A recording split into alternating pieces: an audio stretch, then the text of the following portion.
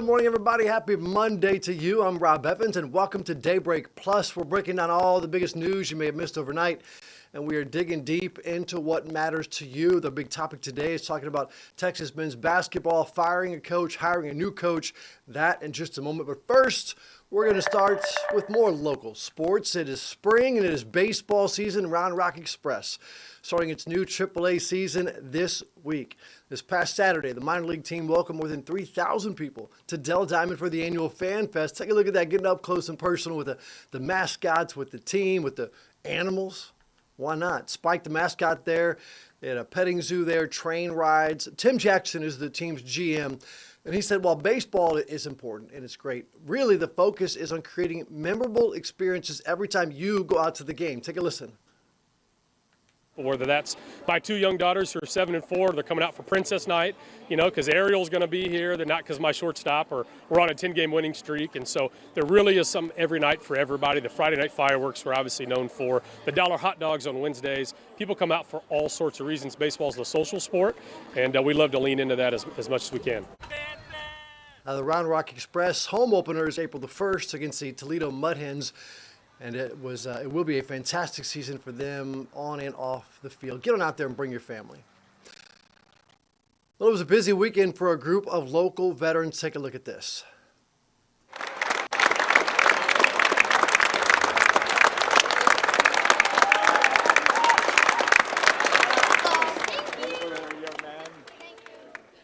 You're looking at and listening to as 47 veterans and volunteers from Central Texas went to Washington, D.C. with Honor Flight Austin. They toured memorials to those who defended our nation. Veterans of World War II, the Korean War, the Vietnam War were there. One of the trip highlights was the laying of the honor flight, was a wreath, rather. And I'll tell you what, the Tomb of the Unknown Soldier there is where it happened. And we listened in as the veterans kind of took it all in. Take a listen. Well, I've come out and watched this before, but being in it is beyond imagination. My goodness gracious. Love to see the fact that they're being honored and having a chance to look back. Honor Flight Austin's mission is to transport veterans to Washington to view those memorials dedicated to honoring their service and their sacrifice. And we appreciate all of your services and your sacrifice. If you recently filed your taxes and discovered you owe Uncle Sam maybe even a lot of money, first off, breathe, take a breath. You're not alone, and you have options. You have a few weeks to make a plan before the April 15th deadline. You want some help? We're here for you. Consumer Reports breaks down what to do if you have a big IOU. Whether it was your side hustle, selling a home, or your child turned 17 last year, if you're not careful, there are plenty of reasons why you might be in the red and owe on your tax return. What we do is we address the situation, and we will advise different ways that they can help reduce their tax liability currently, and then moving forward, we make a plan. That's Marilee Darty. She's a tax preparer who says if you cannot pay when you file, that's okay. You can still file now and try to save the money you owe to pay by April 15th. But what if you don't have all the money by tax day? Pay what you can. Then you have 3 options. Number 1, pay with a credit card. Yes, the IRS takes credit cards on irs.gov. This way, you can avoid IRS penalties and fees. If they have that opportunity to get a 0 or lower interest rate through their credit card or through their bank or credit union, that is definitely the better way to go. The IRS offers payment plans if a credit card is not an option. There's an online application. You'll know in a few minutes if you're approved. But keep in mind, you'll pay fees, penalties, and interest. Finally, there's what's called an offer in compromise. This program lets taxpayers make an offer to the IRS on what they can reasonably pay. There's usually a payment plan. If owing was unexpected, review your return and find out why. It might be worth adjusting your tax withholdings on your W-4. Or if you're self-employed and have a 1099, set aside money throughout the year so you're better prepared for next tax season. This is Ashley Prieto. I didn't actually know about that third option right there. And if you do disagree with what the IRS says you owe, you can contact the Taxpayer Advocate Service at the IRS. You can also dispute the penalties through an appeals process. And by the way, if you file an extension, the payment deadline, though, is still April 15th. It is now 7:06, and you know what? We love eggs and bacon for breakfast, but maybe the thing to do is to skip the breakfast. Skip the bacon, not the breakfast. A new study says cutting back on bacon and other highly processed meats could protect your brain. Here's Melissa Adon. Researchers analyzed data from over 130,000 people and found that eating large amounts of processed red meats like bacon, hot dogs, salami, and bologna was linked to a 13% higher risk of dementia. But they also found that making small dietary swaps can make a big difference. Replacing just one daily serving of processed red meat with nuts, fish, or chicken could lower dementia risk by up to 28%. And fortunately, moderate consumption of unprocessed red meats like beef or lamb was not significantly tied to dementia risk, although the study noted that high meat consumption might be associated with feeling less mentally sharp. So on your next grocery run, it might be wise to leave the bologna behind. Simple changes to your diet today could mean a healthier brain in old age. With this Medical Minute, I'm Melissa Adon.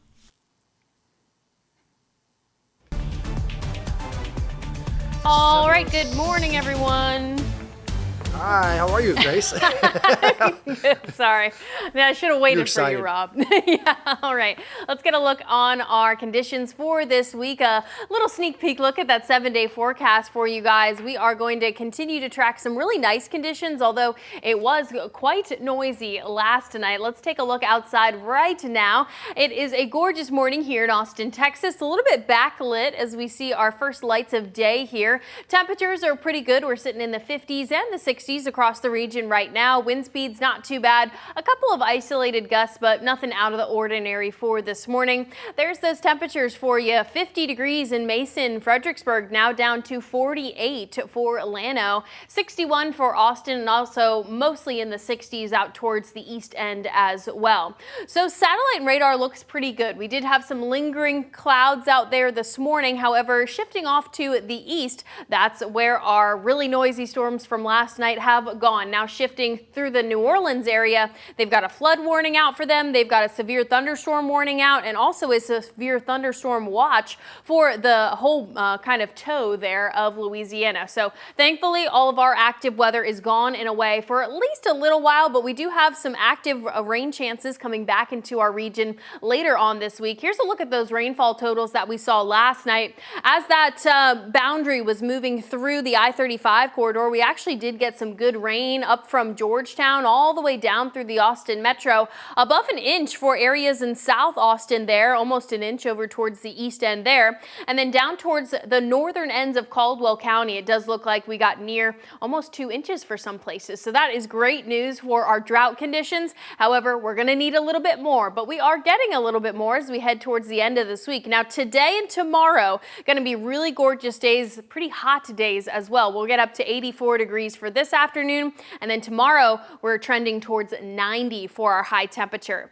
Okay, now the blustery winds from last night with those storms have certainly influenced our allergy count for today. Trees and grass both in the pretty high category out there, as opposed to what they were over this past weekend. So we get to near 90 for tomorrow. We take our temperatures down a little bit Thursday and Friday, mostly due to those increasing rain chances. Now it's mostly going to be our Thursday and Friday. We've got some isolated chances on Saturday and Sunday as we head towards the rest of this weekend though, but you probably won't see much. So here's that 7-day forecast for us. Again, we start to warm things up quite briefly for our Tuesday, 90 degrees there, and then we trend downward as we head through the middle and end of this week. And of course, the best chances for rain actually are going to come Thursday night into our Friday morning. Okay, let's get a check on traffic for this morning.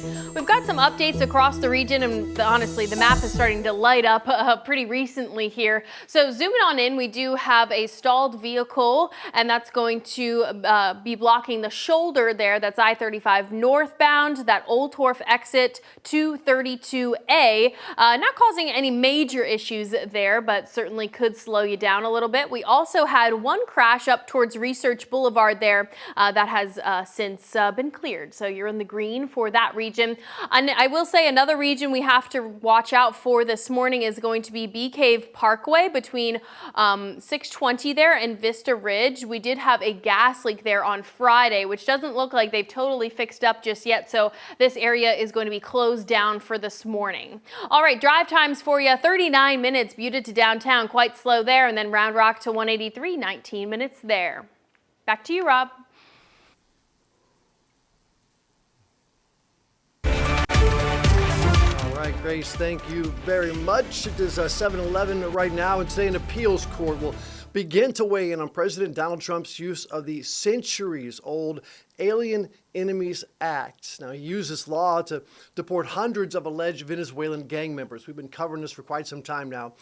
ABC's Christiane Cordero reports, though, the president and his allies continue to criticize the judge in this case. Take a look. This morning, an escalating legal battle between the Trump administration and the courts themselves takes its next step. 3 judges on an appeals panel are set to hear the case over Venezuelan migrants recently deported to El Salvador, as the administration tries to get the original judge off the case. Despite what he thinks, we're going to keep targeting the worst of the worst. Judge James Boasberg ruled the administration improperly used the 18th century Alien Enemies Act to deport more than 200 Venezuelan migrants to El Salvador. The migrants are alleged gang members, though the families of several dispute that claim, and according to sworn testimony, ICE officials say many have no violent criminal record in the U.S. The administration went forward with the deportations despite the judge's ruling, and today, Boasberg is scheduled to decide whether that move defied his court order. President Trump, his cabinet, and several congressional Republicans have called for the judge's impeachment. This is an out-of-control judge, a federal judge trying to control our entire foreign policy, and he cannot do it. In his fact-finding mission about the timing of the deportations despite his court order, Boasberg asked the administration share information. What they handed over last week, he said, was, quote, woefully insufficient. As the fight between Trump and the courts heats up, so do protests against Trump's policies. Hundreds of people gathered in Richmond, Virginia over the weekend. The backdrop, St. John's Church, where founding father Patrick Henry made his "Give me liberty or give me death" speech 250 years ago. And over the weekend, Venezuela continued accepting deportation flights from the U.S. Homeland Security Secretary Kristi Noem plans to visit Central America this week, making a stop at the prison in El Salvador where those migrants were deported to. Christiane Cordero, ABC News, Washington. And sticking with the administration, the spending cuts already made to federal programs are affecting several programs, and one you might not think would really affect it a whole lot. But ABC's Andrew Dimbert shows us how cuts to NOAA are impacting the fishing industry. Take a look. This morning, a freeze on regulations and cuts to federal spending in Washington appear to be taking a toll on an industry we haven't heard much about recently, the fishing industry. The fishery stakeholders across the U.S. have lost a voice. We've lost our access to the agency that governs our livelihoods if we're commercial fishermen. From the Atlantic to Alaska, fishermen say they rely on NOAA, the National Oceanic and Atmospheric Administration, to manage coastal fisheries, affecting how and where they do business. The agency sets quotas and helps determine the start and close of fishing seasons. We follow the weather closely, and then the work with stock assessments affects our fishery in quotas and in bag limits on an annual basis. The work that they do regulates our industry in that what we can and cannot fish for, what times a year, how many we can take. More than 160 NOAA employees dealing with fisheries were reportedly fired last month. Industry experts tell Reuters the changes in Washington have raised the risk of delaying the start of the fishing season for some East Coast cod and haddock fleets. They say it's also allowed for the overfishing of bluefin tuna off North Carolina, which could mean reduced quotas for fishermen in New York and New England, where the fish migrate north this summer, potentially driving up prices. Andrew Dimbert, ABC News, New York. All right, time for our deep dive now. We're talking about it earlier, but a new face is coming courtside to UT. Texas fired men's basketball coach Rodney Terry over the weekend and reportedly already has its next coach. Texas set to hire Xavier men's coach Sean Miller. That according to our partners at the Statesman. Miller and the Xavier Musketeers, of course, were the ones who knocked out Texas from the NCAA play-in game last week. Now, Miller also coached at Arizona, and in his career, he has led teams to 13 NCAA appearances.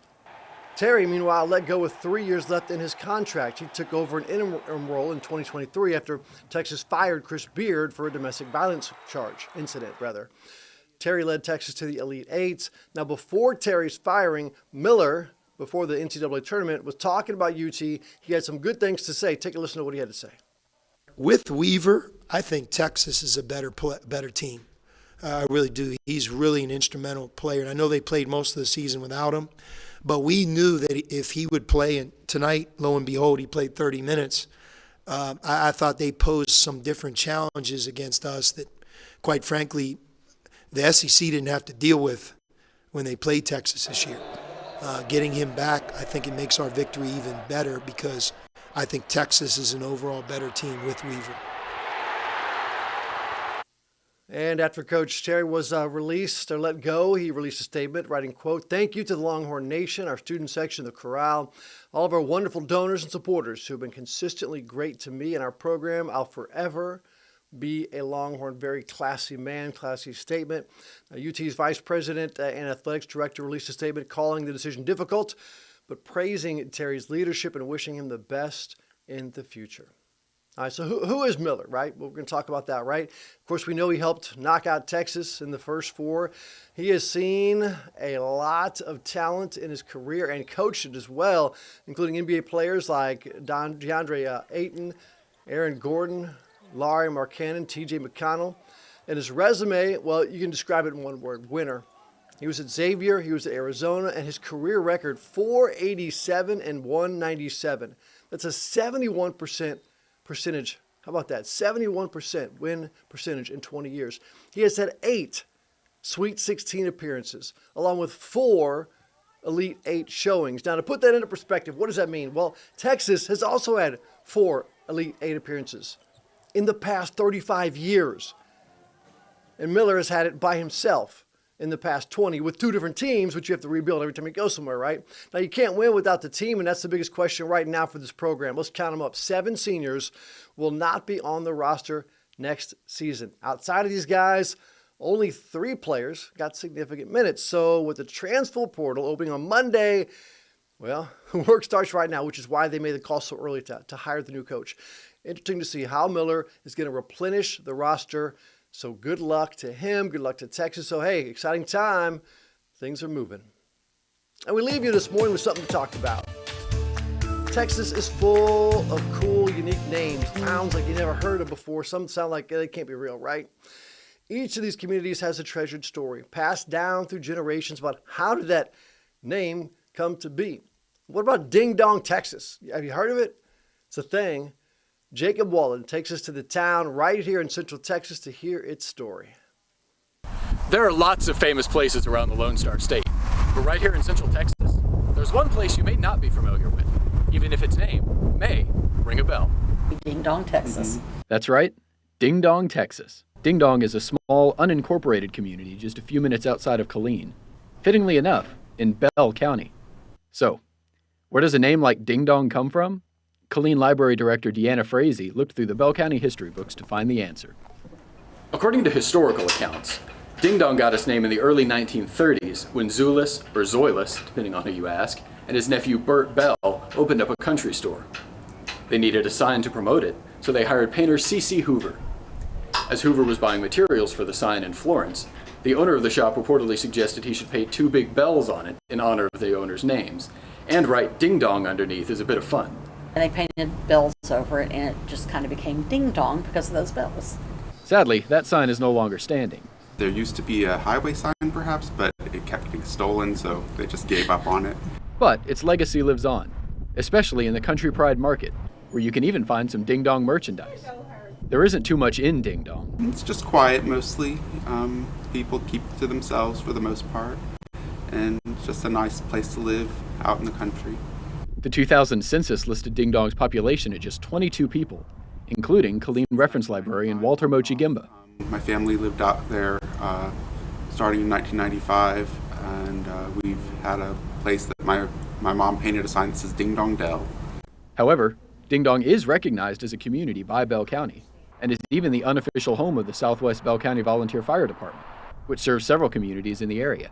Ding Dong has become somewhat famous because of its name, both locally and nationwide, and was even featured in Ripley's Believe It or Not. And there are people who travel to see things like that just because of the name. Yeah. All because of a sign and a sense of humor. In Ding Dong, I'm Jacob Wallin. People just don't believe it's a town, but I'm like, no, it really is. Well, that's it for our Daybreak Plus. Let us know what you would like for us to talk about. What do you think about the coach hiring?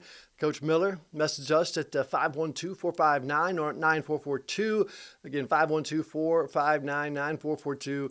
Let me know what you want to talk about. I would literally, if you tell me, we'll probably talk about it if it's, appropriate. You can also message me on social medias at Rob Evans TV. That's at Instagram, Facebook, or X. And stick around because Daybreak continues right here on KVUE Plus. Goodbye, everybody.